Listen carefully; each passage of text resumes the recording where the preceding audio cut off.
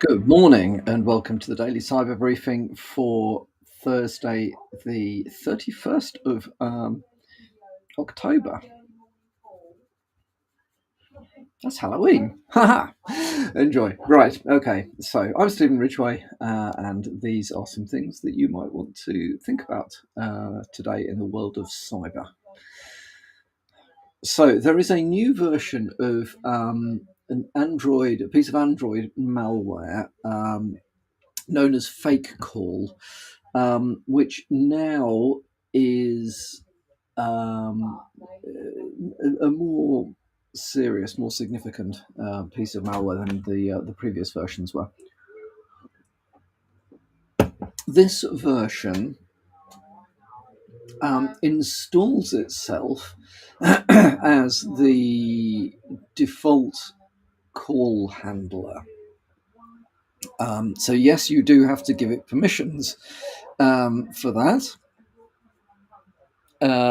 But once it is installed, calls are then handled by the malware rather than being handled by the normal Android call handler. What does it look like? Well, it doesn't look any different. So you would struggle, apparently, you would struggle to know the difference between a call which is being handled by malware and a call which is being handled by the legitimate call handler. What this particular piece of malware is aiming to do is identify calls to banks and financial institutions and redirect those calls to a attacker controlled environment. So basically, usual sort of phishing, blah blah blah. Oh, do this, do that. Oh, you need to call your bank, And yeah, I think we're all now aware of the fact that you need to check if you get an email or a message or whatever saying call this number, your bank needs to talk to you. You've got to treat those with suspicion, and generally don't click on the link to be connected to your bank. Call your bank directly. Well, this is really clever from the point of view of piece of malware. It's quite clever because you look at it and go, "All right, I'm not going to click on the link. I'm going to call the number." So you call the real number of your bank, but the call handler then redirects that call to the attackers. Now that is much harder for your average user to spot than looking at the number that you're being asked to call and going, oh, hang on, that's not actually my real bank. I'll call my real bank directly.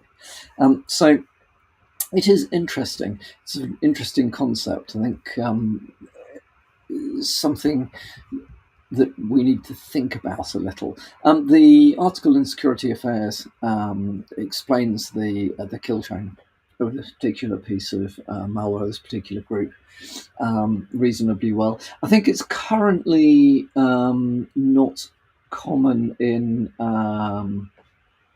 Europe or the US. I think it's more aimed at the Far East. However, the fact that it works and the fact that it's a new approach to this particular issue, I think is something that we need to be aware of and have to think about how we would defend our users against this. So yeah, so very interesting, definitely worth a read.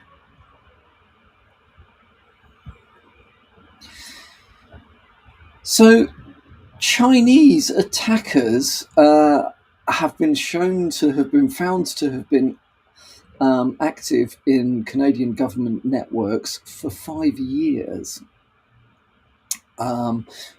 So specifically, I don't think that there is much that we can do about that. And certainly, we're UK based as an organisation. Yes, we've got friends, customers, family, or whatever in Canada. So definitely feel for the Canadian government as they've been suffering this sort of stuff. It's probably the only bit of sympathy I've got with the Canadian government at the moment. But there we are, more politics. Haha. Mm.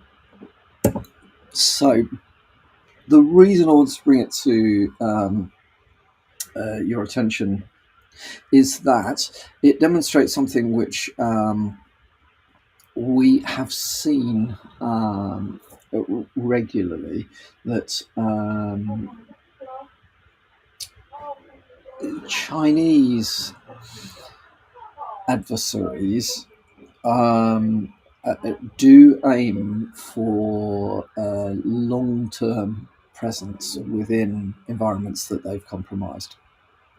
So, if you think about the sorts of things that we see most regularly, and I'm sure you see this as well, they tend to be the events that are restricted in time to a specific objective. So, let's take something like ransomware. The objective is get the company to pay.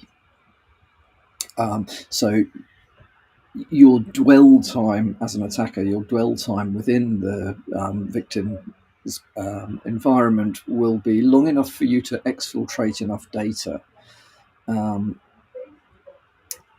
to make, to add leverage to the ransom request. But you'll then want to kick off the ransomware, bring down the network, cause disruption, and demand the money. So you might be looking at days, weeks, unlikely to be more than months, because the objective is make cash, grab the cash and run kind of thing. PRC, People's Republic of China, their approach to, their objectives are different. They're looking to gather information. They're looking to gather information over a long period of time. They're looking for things that are politically sensitive, politically useful. They're also looking for intellectual property. They are targeting areas of innovation. They are looking to. They're not looking to cause disruption. They're looking to steal information. So the products that have been the focus of sort of long-term exfiltration by these sorts of groups include humanoid robots, quantum computers, new displays, brain-computer interfaces, 6G networks, intelligence, new intelligence computer centers, Web3, advanced aviation technology, so on and so forth. So bearing in mind that there is still a feeling that cybersecurity belongs around the edge of a network or the edge of an environment, not even networks anymore, more than within the environment. Once groups like this are in, remaining undetected is important, but the focus for detection and visibility is often not as good internally as it would be, say, looking for attempted compromise from the outside. So something to think about. Again, to make the lives difficult for even advanced attackers like these, think carefully about your architecture, segment off parts of your environment in ways, I would have said networks years ago, but we don't all run networks anymore, but you know what I mean. So, segment your environment into functional areas based around criticality to the business. Very strongly protect those areas that are business critical, and that includes stuff like where you hold your IP and so on and so forth. And also think about collecting logs or getting visibility of what's happening on endpoints and servers and environments that you would consider to be internal. That's at least as important as knowing what's being chucked at you from the outside. So certainly something to think about there. And then finally from me today, the state of Colorado accidentally put voting system passwords online. Doesn't sound like a very good thing, seeing as we're building up to elections in the US. State of Colorado, the Secretary of State in Colorado said, well, it's a kind of okay because the voting systems have got multiple tiers of authentication, and this was only one of them. So it means that this piece of information on its own won't have been useful in order to create fraud, blah, blah, blah. And there's probably some truth in that. However,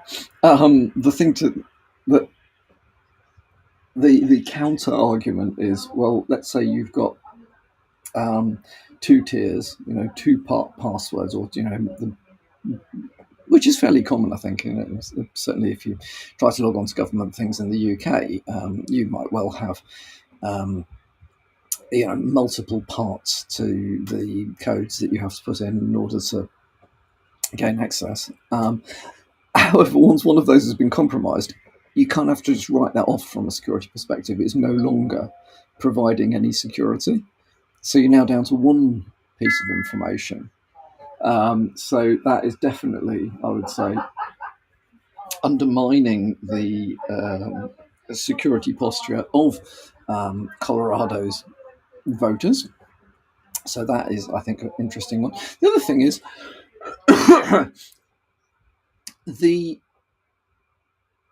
information, the passwords, were in a spreadsheet which was inadvertently made via the website. So it wasn't that they've been compromised and stolen. They posted them. Right? And this is wrong on so many levels. So, firstly, actually, most importantly, why were passwords in a spreadsheet? If that's the level of security that is being applied here, I don't think that there is any reason to have faith in any of the other tiers of security around blocking onto vote. So, okay, I've got no skin in the game around how Colorado votes. However, there are generic points to think about here. Firstly, if you've done something stupid like put a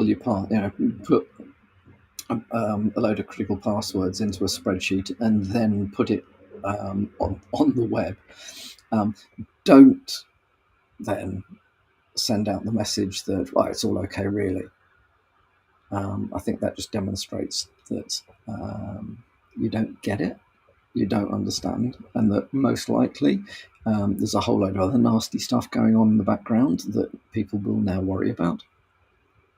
So from a crisis comms perspective, I think they completely missed the point here. Secondly,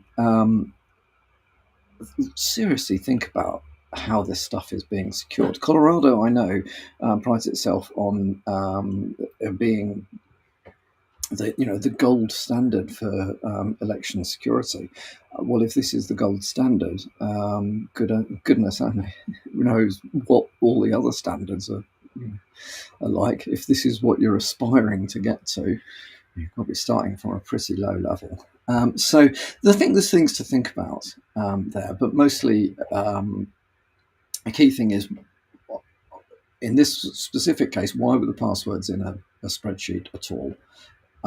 How come the spreadsheet could be made available via the website? So either somebody has deliberately uploaded it, or there's a lack of segmentation and boundaries within the web environment. So the web environment's not isolated from things that should be secure. Do you see what I mean? So either it was accidental, in which case that's bad architecture, it shouldn't have been anywhere near there, or it was deliberate, in which case there should have been checks and balances along the lines of what on earth is this doing out there? So some things to think about there. Right, that is all from me for today. Hope you have a good Halloween, and